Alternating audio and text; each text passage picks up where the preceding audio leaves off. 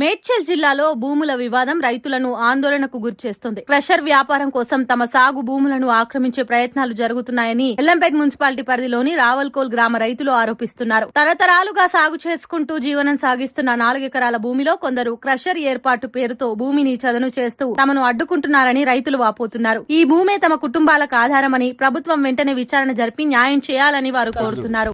పేరు రేణుక. మా జాగా 4 ఎకరాల జాగా. మా పిల్లలు పెద్దగా అయ్యారు. మాకు ఎవరు లేరు, ఎవరు దిక్కు లేరు, అన్నదమ్ములు లేరు. మా జాగా వాళ్ళు తీసుకోరు, కంకర మిషన్ అతను తీసుకుండు. మా పిల్లలు ఏం కావాలి, మేమేం కావాలి, మాకు జాగా చూపిరి. లేకపోతే మందు తెచ్చుకొని ఇక్కడే చచ్చిపోతాం.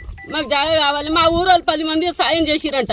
వాళ్ళు ఎవరో మాకు ఎవరు చెప్పలేరు. మాకు అసలు తెలియదు. ఇక్కడ చేసి పెట్టేదాకా తెలియదు, ఇక్కడ సాఫ్ చేసేదాకా తెలియదు.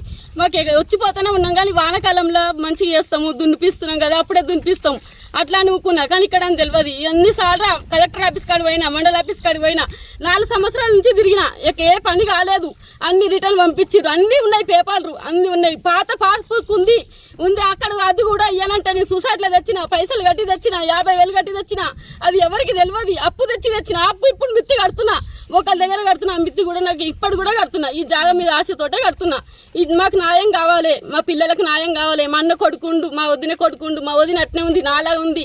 మాకు భర్త లేడు, మా పిల్లలు పెద్దగా అయ్యారు. మాకు ఏదో ఒక దారి చూపియ్యరి.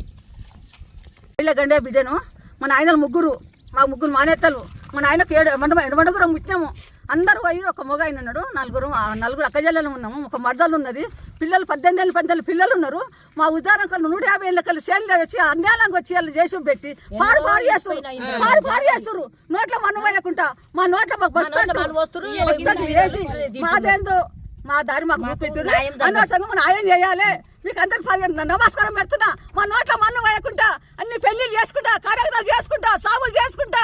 నా భర్త బాగలేదు, నా ఫారం బాగలేదు. వస్తాను కూడా ఇబ్బంది అవుతుంది. మీ దయతోటి, చాలా దయతోటి ఊరికి పెద్దలకు చిన్నలకు అందరికి నమస్కారము. మీ దయచేసి అందరు గ్రామ సమానికి అందరికి దండం చేసి మాకు అందరు 10,000 దండము. మాకు అందరు పిల్లలు చిన్నగా ఉన్నారు. మీరు ఏ ఆలోచన చేసి మాకు ఇంకోటి చేసుకొని మా చెల్లి అడుగు పెట్టే అవకాశం లేదు. మీ దయతోటి అందరికి చెప్పిస్తున్నా. మాకు గ్రామం అంటే మీకు మంచి లీటర్ మంది తెచ్చి ఇక్కడనే సాగు చేస్తా అంటే మా అంత కుటుంబం సాగు చేయండి.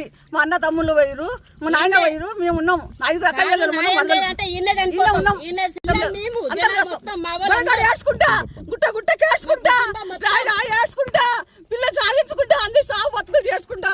ఇక నన్ను వల్ల గుంచి చూసే వరకు నా పాలన జల్లమన్నది. అంత తక్కువ ఏం చేస్తారు? నోట్ల మన్ను పోస్తారు. అందరూ మన్ను పోసినట్టు ఇవాళ చేస్తారు. ఊళ్ళో ఎంత లంచం నిన్నరా బయటకు వచ్చి దయతోడు వచ్చి చెప్పాలి. అందరూ తమ్ముళ్ళు మీకు 10,000 నమస్కారము.